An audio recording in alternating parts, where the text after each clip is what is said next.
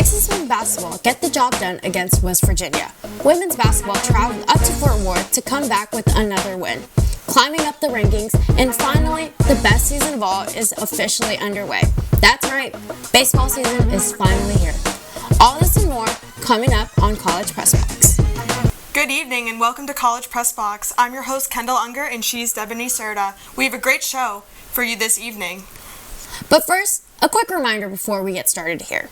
We are sponsored by Cap Metro, Austin's very own regional public transportation provider, connecting you from work, school, play, and more. Find your ride at capmetro.com.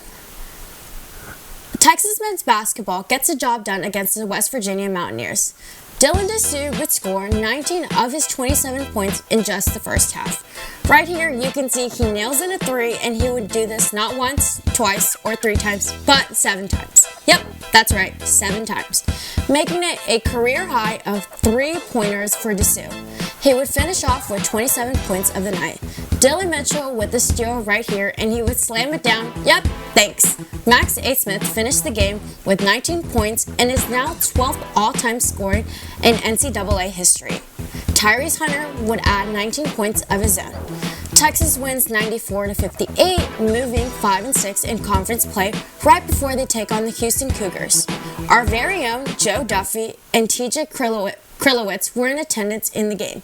Let's take a look to see what they had to say. With the way that the Texas Longhorns shot the three-point ball and also dunked the ball this game, you would think it was NBA All-Star Weekend.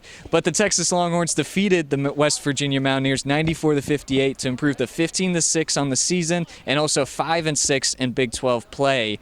This was a complete reversal of what happened against Iowa State on Tuesday, where the team did not lead the entire game. This game, the Longhorns led the entire way. In fact, they dominated the stat sheet. Dylan Dessou was another great performance today. He had 26 points.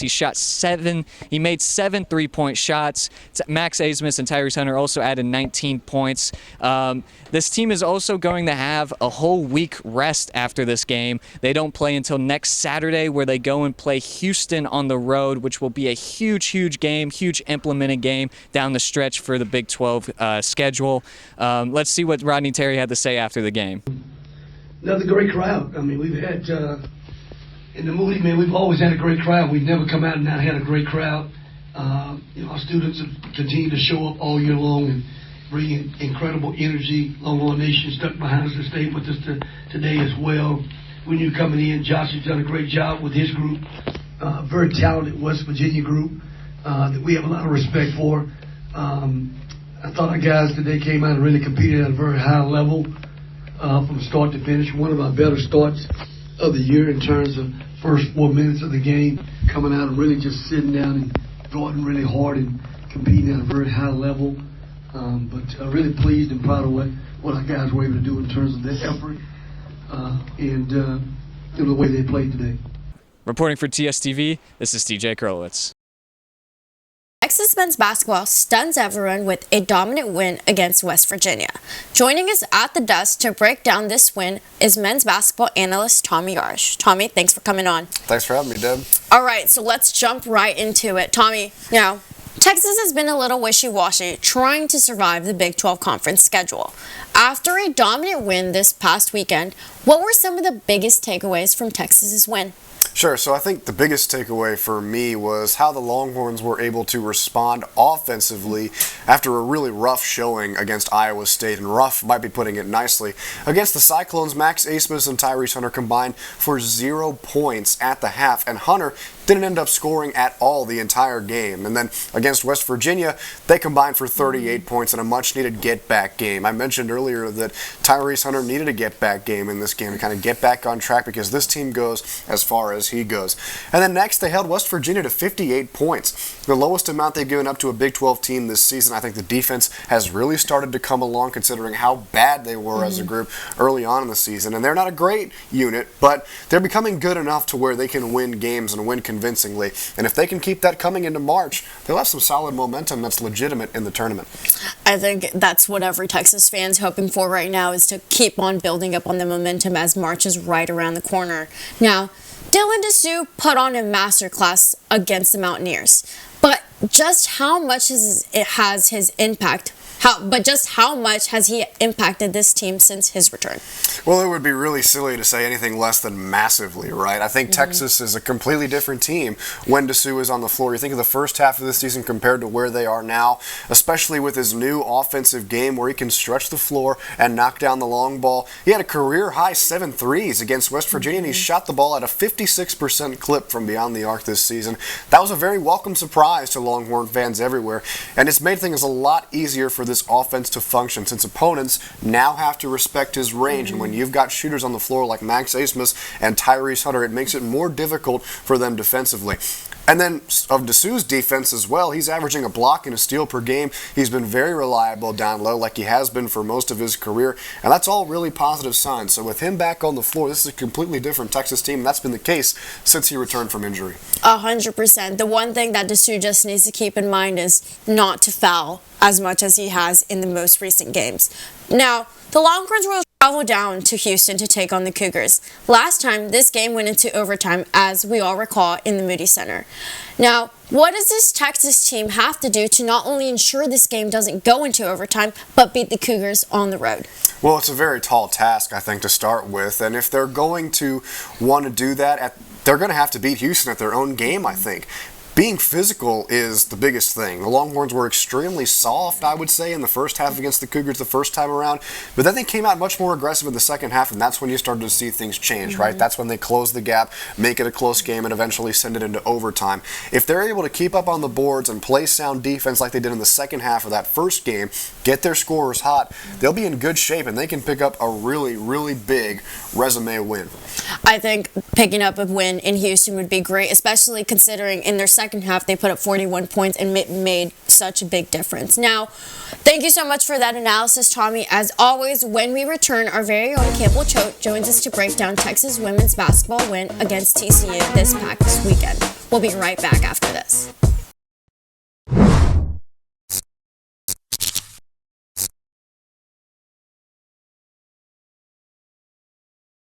Welcome back to College Press Box. It's time to talk some women's basketball. At the beginning of the season, Texas was predicted to dominate the Big 12 along with Baylor. The season has seemed to go off the script a little bit, but is a playoff run still possible for Texas? In securing a notable Big 12 matchup win against Kansas State on February 4th, the team's confidence is high going into the remainder of the season. The Longhorns dominated TCU this past weekend on the road and are currently ranked number 5 nationally in the new AP rankings. And now, Campbell Choate joins College Press Box to tell us all this and more. How are you doing today, Campbell? I'm good. Thanks for having me. I'm very excited to talk about Texas basketball today. Texas women's basketball recently moved up to the 5th-ranked team in the nation. Coming off a couple conference losses, how has this team managed to go up in the rankings and improve their play? Well, Texas women's basketball had a really rough entrance into 2024, but now we're looking at a whole different team. At the beginning of summer, Rory Harmon tore a ligament in her knee, and we were told she would miss the remainder of the season. Last season, Harmon was named Big 12 Defensive Player of the Year, and she was projected to do it again. So this left a huge gap on the team. Deonna Gaston missed 4 games, and Madison Booker even had to sit out against Cincinnati for hamstring issues. So while all these injuries continue to rack up, how in the world is this team number 5 in the nation? And how do they make adjustments to move up in the ranking following a loss to K-State and Oklahoma in January? I'll be honest, a lot of it has to do with fight. Despite losses and losing players, this team wants a long playoff run. After the 91-87 loss to Oklahoma, we have seen a more defensively aggressive team take the court. Yes, head coach Vic Schaefer was quoted saying that the lack of intensity was unacceptable at Texas, but this isn't the only change that's been made. Right after playing OU, Texas hosted Cincinnati, and this is where we saw adjustments first being made. Yes, Cincinnati is a lower-ranked team in the Big 12, but at this point, Texas wasn't doing so hot either. What I took most from this game is that Texas led for its entirety. They were quicker getting the ball back than we had seen in a long time, and they were more aggressively offensively. Texas rebounded the ball more, forced more turnovers, blocked more, and more importantly, made it as difficult as possible for Cincinnati to score. Against OU, it seemed like a shot was always open, and this was not the case at the end of January. This momentum continued from then to now. Texas scored the first 9 of 11 points against number 13 Baylor and won 67-55. Texas lost to K-State a few weeks ago and then turned around and won 61-54. Here, Texas started with the 6-0 run, which leads me to their next adjustment. Anytime Texas leads or starts off hot, the game is theirs. This is something we haven't seen at its full potential for a while, and again, it's stuck with them so far. This Texas team has stopped drives, gotten the ball back as quick as possible, and is executing on shots taken. Madison Booker led in points in both the K-State and Baylor games, and Taylor Jones, Aaliyah Moore, and Amina Muhammad have led in rebounds, which is again what has been vital in turning this team around. As for the TCU game, this win was pretty much expected since TCU is 2-10. Honestly, this game was pretty much quintessential Texas play, with Shea Hawley and Booker leading in scoring. Again, same renewed defensive and offensive aggression that we saw against K-State, and Baylor was in Fort Worth too. Yeah, I agree that the defense has especially been dominant at the Kansas State game. I know Coach Schaefer was very complimentary of them, so that's exciting to see.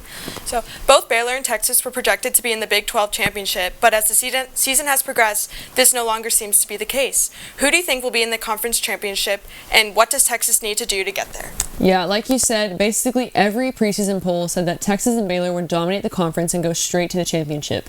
At this point, that definitely doesn't look like it's very likely.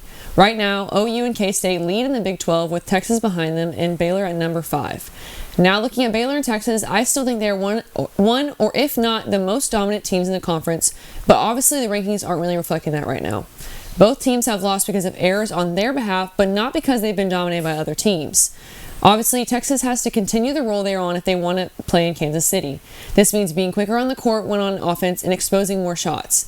Texas does a good job of moving the ball around to find gaps in their opponent's defense, but they need to do this and more. They have to drive in the paint as consistently as possible and still find a way to have an open shot along the three-point line. Now, what needs to happen with for the way Texas that the to be in Texas a Longhorns championship shot the game? three? Honestly, looking at their schedule, they don't have a lot of red flags to play. They are definitely going to have to put it to Iowa State and redeem themselves by hopefully a big point differential against OU. Unfortunately, K-State doesn't have too tough of a schedule either, unless Iowa State or Kansas upsets them. But as for OU, we really need Baylor to put it to them on Wednesday, which is very possible. Maybe Kansas State will upset them too, but really both Texas and Baylor need to beat OU in order for Texas to be seeded the best for the Big 12 tournament. All in all, I think it is very possible for Texas to be to not only make it to the championship game, but win the conference if they manage to continue to build their momentum. At this time, I think that the conference title between K-State and Texas has proven they can beat them. I think all Texas fans here are rooting for an Oklahoma loss, so excited to see how the Longhorns play. So now we know what Texas's Big 12 championship journey could look like, but what does their season look like past that? Is there a possibility that this team could go far into the NCAA tournament? At the beginning of the season, I pretty much said that it was almost a guarantee that Texas would make it to the NCAA tournament, and I still feel that way. I think Texas will definitely make it to the tournament. The last question is, how long will they last? Just to give you a picture of what's going on with other teams right now, South Carolina is undefeated and sitting at number 1. Ohio State is at number 2 with Stanford and Iowa ahead of Texas. Baylor, K-State, and Oklahoma are still in the top 25. Colorado was in a similar position as Texas, with Stanford leading them in the Pac-12, but Colorado was ranked above them in the AP poll. That now has changed, and Colorado moved down to 8th, along with NC State, who also moved down in the rankings. With that being said, the Pac-12 has been strong this year. I think Texas can possibly give Stanford a run for their money and more than likely beat UCLA, Colorado, and USC. The Big Ten has been dominated by Ohio State and Iowa, and I think it's possible that Texas could beat Ohio State. With all this being said, I hope Texas can move to the Elite 8, but again, this is dependent on how they are seeded. If Texas is in a good spot, I can see them getting to the Elite 8 and at least moving past the second round. Definitely a lot of optimism here, but I think Texas has a chance at staying alive for a bit. All right, thank you for coming on the show, Campbell. I am, and everyone else will be rooting for the Longhorns. Yes. Number 5 ranked today is definitely a confidence booster for the team, so we'll look for that throughout the rest of the season. So when we come back to College Press Box, Gabriel Silva will break down Longhorn baseball in the upcoming season. Don't go anywhere. We'll be right back.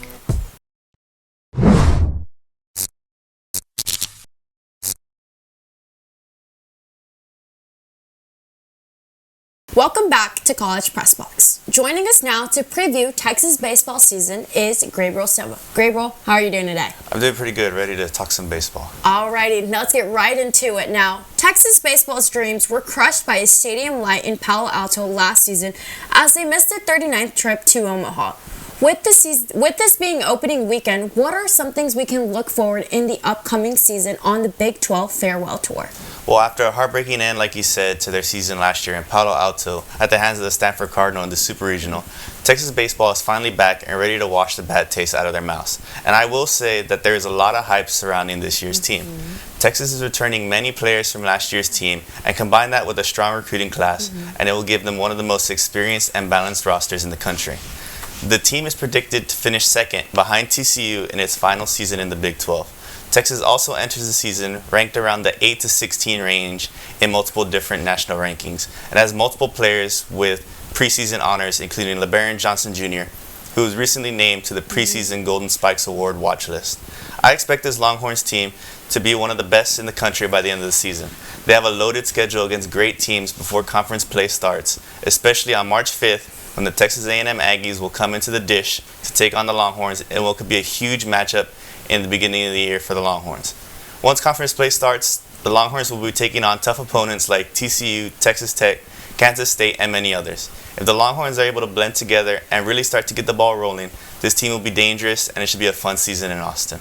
I definitely agree. Texas baseball is one of my favorite seasons to come and watch, and so devastating to watch how it happened last year. So I'm definitely excited to get the ball rolling. Now, the depth in the bullpen was an issue last season. Sometime last year, Texas would part ways with pitching coach Woody Williams, leaving head coach Pierce to take over the pitching coach. What can we expect from the bullpen as it's under new management? Well, in the offseason, Coach David Pierce addressed many issues that appeared throughout the season last year. Considering that college bullpens are usually not the best in the world, last year Texas's bullpen was pretty abysmal. The starters would go out for as long as their arms could take them, and if the game was anywhere within reach, once somebody else was trotting out from the bullpen, the nerves for Texas fans usually shot through the roof. So in the offseason, Coach Pierce went out and got as many arms in the transfer portal as he could. One name that Coach Pierce added was Grant Fontenot, who was a part of the national championship winning LSU squad a year ago, even though he didn't see the mound at all. Out of high school, Fontenot was the #1 ranked pitcher in the state of Louisiana, and his fastball can reach up to the mid-90s, and he is shaping up to possibly be a strong addition to the Longhorns bullpen. Another couple of possible bullpen cornerstones should be Andre Duplantier II and Heston Toll. Both of these guys are very experienced at the college level, and I can see both of them working as the late inning guys that Texas is going to need during the gauntlet of a Big 12 schedule and the postseason. One last question is, who's going to step up for Longhorns in their weekend rotation? Last year, we saw the full excellence of LeBaron Johnson Jr. on display, and he will certainly be the #1 starter for the Horns. But after that, it get kind of dicey in my opinion. The probable #2 starter would be junior Tanner Witt, after coming off a limited action in 2023 because of Tommy John surgery in 2022. As a freshman, though, Witt was named an All-American and posted some impressive stats, but has not had a chance to be fully back on the mound just yet. This year is a prove-it year for Witt as he comes off an injury looking to return to his excellent freshman form. After the departure of Lucas Gordon to the draft, it left a key hole in the rotation. I believe that the name that is going to step up is Charlie Hurley. Last year he only made 5 starts for the Longhorns, but that experience that he has will be key for the Longhorns as he'll probably make his way into the weekend rotation. You know, I definitely think Tanner's someone to look for, as especially coming out from Tommy John surgery, because once he got out, he was very devastated. And I do see Charlie making his way back into that Sunday rotation, and then I guess we'll find out who will be the weekday starters. Now, like every year, Texas would lose a handful of its players to the MLB draft, opening up a lot of spots up for new faces or players to fill in those shoes.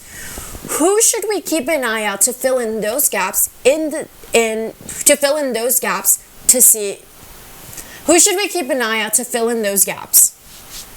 In the offseason, Texas lost a couple of key players to the MLB draft, and we have been eagerly waiting to see who will step up to replace the big names that departed. Some players from last year's team are ready to step up into bigger roles. I expect Jalen Flores to be a key piece in the infield, and his sneaky strong bat will be something that you should be on the lookout for. Also returning for his senior season is Jack O'Dowd. In the last 2 seasons, O'Dowd has been a mainstay at second base and will definitely be a leader for the Longhorns. Jaden Duplantier and Jared Thomas are both some names that are looking to step up in their roles as infielders. Whoever steps up in the catcher position will have to fill in for the recently departed Garrett Gilmet. I think that either Kimball Schulzer or Rylan Galvan will be more than able to step up as a leader behind the plate, and their offensive production will be just as well. Although, myself, I'm rooting for the South Texas product Galvan to make some noise this year after a hot start in limited action his freshman season. Another 2 names that are going to be important pieces is Peyton Powell and Cam Constantine. They're both very experienced bats and can play in many different positions on the field. I expect Powell to be a glue guy for this team and be one of the leaders. Like I mentioned earlier, Coach Pierce really went all in on the transfer portal, and he even grabbed some non-pitchers as well. Some notable names that I think could make an instant impact are junior outfielder Casey Cummings and redshirt senior outfielder Seth Werchan. During the orange and white scrimmages, Cummings showed off his power by driving in 5 runs and even hitting an opposite field grand slam. Werchan is a local Austin product and is coming back to Austin, coming off of his best hitting season with the University of Pennsylvania. Both of these guys could provide some depth in the outfield after Eric Kennedy and Dylan Campbell both left in last year's draft. But that's enough about transfers. Texas was able to keep all of their recruits from last year except for Travis Lycora, who was drafted out of high school in this past draft. Will Gasparino and Tommy Farmer both looked amazing in the scrimmages in the fall and could be some instant impact freshmen. But there's one freshman that's caught my eye, and that is Nick Sanders. In the orange and white scrimmages, he was tattooing baseballs left and right, including a home run and a double off the wall. In the alumni game, he launched a ball that was just barely fouled, but probably traveled at least 400 plus feet. I think that he's going to step up as a designated hitter, and he will soon become a Texas fan favorite with his huge bat. With that said, there are many reasons to be excited for this year's version of Texas baseball, and I'm sure you are too, am anxiously waiting for the season to start on Friday at 7 against the University of San Diego here at home as they begin their run towards their 39th appearance in Omaha. You know, with so many of the players that we missed, the core group, it definitely is going to be who's going to step up. And I like that you mentioned that Peyton Powell would be like the glue guy because he's listed as a utility this year. So we don't know if David Pierce might get a little crazy with it and throw him behind as a catcher spot. But I do agree he might be a great leader. Will Gasparino, great guy to look forward to. And same thing with Nick, as he ruffled a bit of feathers with hitting those balls out. Now, thank you so much for that analysis, Gabriel. When we return, we will recap this week in Longhorn sports. We'll be right back after this.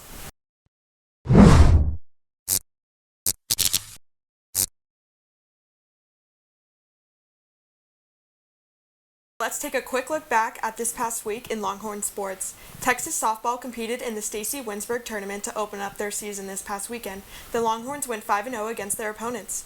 The team enters the spring season with high expectations, being ranked number 5 in the preseason polls. The number 3 men's tennis clinched its victory this past weekend against the Florida Gators.